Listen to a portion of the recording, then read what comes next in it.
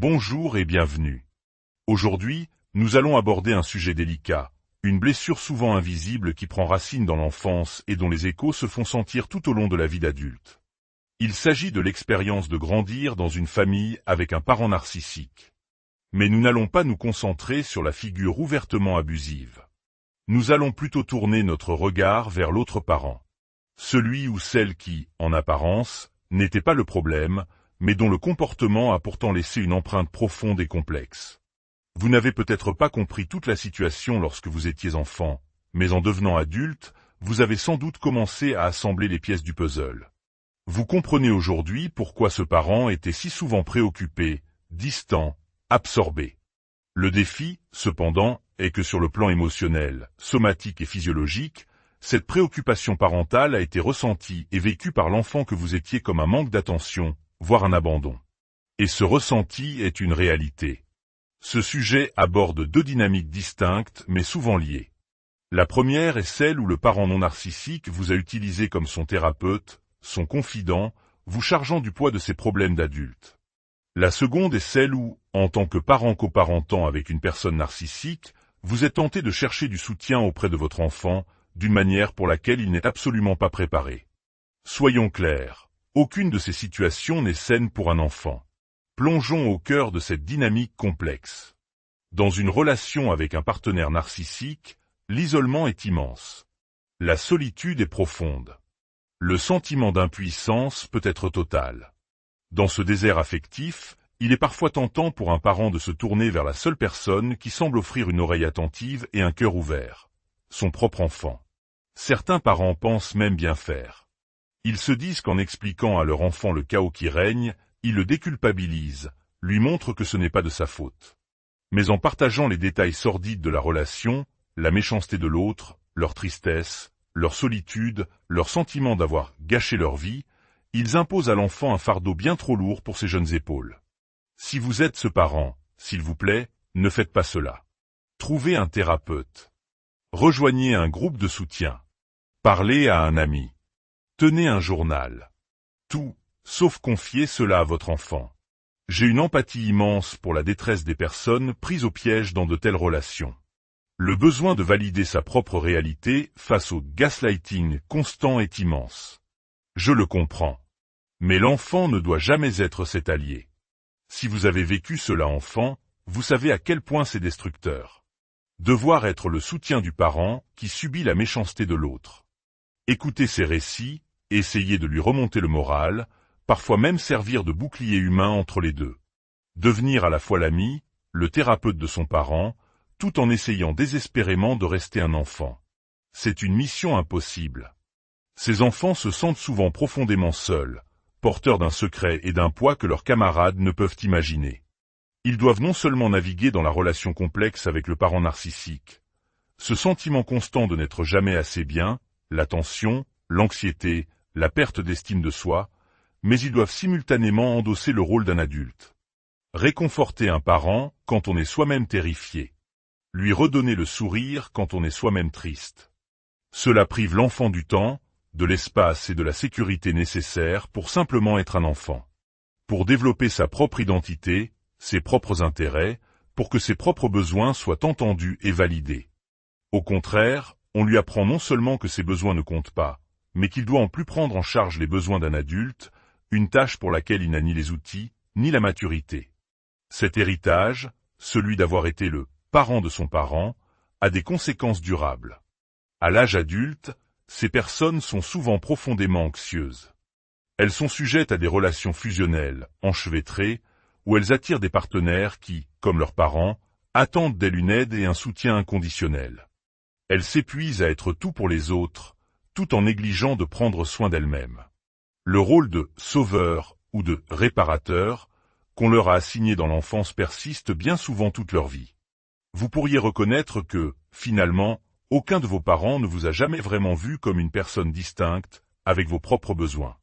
L'un vous voyait comme une source de gratification narcissique, l'autre comme une source de réconfort et de compagnie. C'est une base terriblement fragile pour construire ces futures relations. Peut-être observez-vous cette dynamique se produire aujourd'hui, chez un neveu, une nièce, l'enfant d'un ami. C'est une chose difficile à regarder.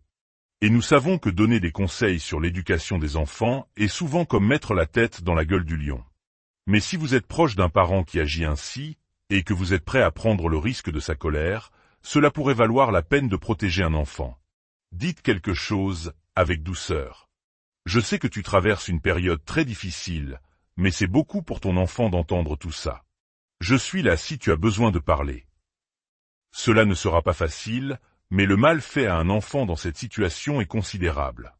Avec un peu de chance, vous pourriez interrompre un cycle qui, autrement, se poursuivrait.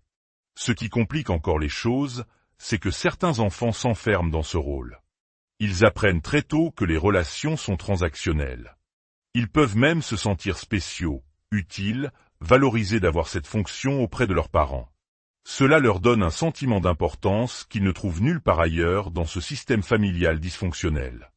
Si cela vous est arrivé, si on vous a placé dans ce rôle de thérapeute, sachez qu'il n'est jamais trop tard pour commencer à fixer des limites. Que vos parents soient toujours ensemble ou non, que vous ayez 18, 48 ou 68 ans, vous n'avez plus à écouter cela. Préparez-vous à la culpabilité et à la victimisation si vous arrêtez, mais ce n'est pas votre travail d'être le psy de qui que ce soit, et encore moins d'un parent. Maintenant, explorons l'autre facette, tout aussi douloureuse. Le parent non narcissique qui était si absorbé par la gestion de son partenaire qu'il en est devenu indisponible pour vous. Ce parent passait probablement une quantité phénoménale de temps, d'énergie et de bande passante psychologique à gérer, apaiser et survivre face à votre parent narcissique. Cela signifie qu'il ne pouvait pas être aussi disponible ou à l'écoute qu'il aurait pu, et franchement, qu'il aurait dû l'être. Il est même possible que ce parent se soit parfois irrité contre vous, parce que votre comportement d'enfant risquait de déclencher la fureur du parent narcissique, qui allait ensuite s'en prendre à lui. Vous deveniez alors un problème de plus à gérer, une cible plus facile et moins risquée pour sa frustration. Dans le contexte français, où l'image de la famille et le maintien des apparences ont une grande importance, de nombreux parents ont pu passer des décennies à tenir, pour la façade, pour le bien des enfants, sans jamais avoir les mots ou les concepts pour comprendre ce qui se passait réellement. La notion d'emprise ou de perversion narcissique est relativement récente dans le débat public. Vos parents n'avaient probablement pas ce cadre de référence. Ils ont donc passé votre enfance à gérer le stress, le conflit, la douleur et la confusion de leurs relations, ce qui les rendait incapables d'être pleinement présents pour vous. En tant qu'adulte, cela devient très clair. La préoccupation constante de votre parent non narcissique pour gérer son partenaire a eu pour résultat ce qui, à l'âge adulte, peut être vécu et encodé en vous comme un abandon. Peut-être passait-il son temps à nettoyer la maison de manière obsessionnelle, à préparer des repas élaborés, à travailler de longues heures, ou simplement à écouter les monologues sans fin du parent narcissique, toujours sur le qui-vive, prêt à répondre à la moindre demande. Tout cela est très déroutant. Intellectuellement, vous comprenez parfaitement ce que votre parent a dû endurer. Mais émotionnellement, le résultat est le même, un manque de connexion, un abandon subtil. De nombreux enfants adultes se sentent coupables de ressentir cela, sachant ce que leur parent a traversé. Mais il est crucial de reconnaître que c'était une pièce de plus du puzzle. Non seulement vous subissiez l'invalidation directe du parent narcissique, mais vous faisiez aussi l'expérience de l'indisponibilité de l'autre parent. Deux mécanismes qui convergent pour vous faire sentir que vous n'êtes pas assez bien. Vous avez peut-être des souvenirs de moments heureux avec ce parent, lorsque l'autre n'était pas là. Quand il était au travail, en voyage. Et vous vous souvenez peut-être du souhait intense que le parent narcissique ne revienne pas, ne soit pas là. Un souhait qui, ensuite, vous remplissait de culpabilité. Car dès son retour, la joie et la sécurité disparaissaient, et tout le monde, y compris votre parent, se remettait à marcher sur des œufs. Ce sentiment d'abandon par le parent non narcissique est donc une expérience complexe, mêlée de culpabilité et de chagrin. Il peut forger en vous l'identité de quelqu'un de mauvais, de trop exigeant, ce qui, bien sûr, devient une vulnérabilité majeure pour de futures relations toxiques. Que faire, en tant qu'adulte, face à cette situation, surtout si vos parents sont toujours ensemble? Il existe plusieurs scénarios. Le premier, et peut-être le plus difficile, est celui où le parent non narcissique était une personne aimante, qui a fait de son mieux pour vous protéger, mais qui, pour des raisons culturelles, religieuses, financières ou par peur, n'est jamais parti. Vous vous souciez de cette personne, Vous voyez sa souffrance accumulée. Vous avez peut-être même une culpabilité du survivant, d'être parti et de vous être construit une vie loin de ce chaos. Vous avez peut-être essayé 1000 fois de le convaincre de partir. À un certain point, il faut atteindre ce qu'on appelle l'acceptation radicale. Chacun a son propre chemin. Vous ne serez pas celui qui le convaincra de partir. Arrêtez d'essayer, c'est épuisant pour vous deux. Ce que vous pouvez faire, c'est être là, d'une manière qui vous semble confortable, sans vous attendre à un changement. Le deuxième scénario est celui du parent non narcissique qui était complètement détaché, psychologiquement absent. Alors que la rage du parent narcissique explosait, l'autre était dans sa bulle, vous laissant seul et en danger. En tant qu'adulte, vous pouvez comprendre cela comme une réponse traumatique, un mécanisme de survie. Mais cela n'enlève rien au fait que votre enfance en a été rendue bien pire. La colère envers ce parent peut être immense. La décision de maintenir ou non une relation avec lui vous appartient entièrement. Le troisième scénario est celui du parent qui était le principal complice, le facilitateur du parent narcissique. Celui qui vous disait « mais non, ton père t'aime » ou « tu es ingrat ». La trahison ici est double. Essayer d'ouvrir les yeux à un tel parent est presque toujours une cause perdue. Ils ne verront pas et continueront de répéter le mal. La meilleure stratégie est souvent de limiter les visites et d'éviter à tout prix de parler du parent narcissique avec eux. Rappelez-vous que plusieurs vérités peuvent coexister. Votre parent était indisponible pour vous. Il gérait une situation extrêmement difficile avec son partenaire narcissique. Vous vous êtes senti abandonné. Vous n'avez pas été protégé. Et en même temps, vous avez pu aimer profondément ce parent et voir sa propre souffrance. Ce n'est pas de votre faute. Ce n'est pas votre responsabilité.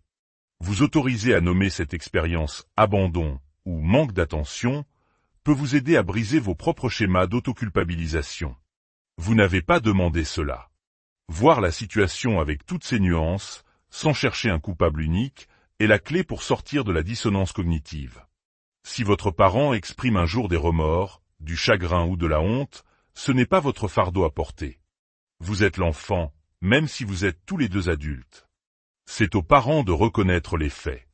Et avec cette validation, vous pourrez peut-être, tous les deux, trouver un chemin vers la guérison, libéré du poids de la culpabilité. Reconnaître la vérité de votre expérience n'est pas une trahison.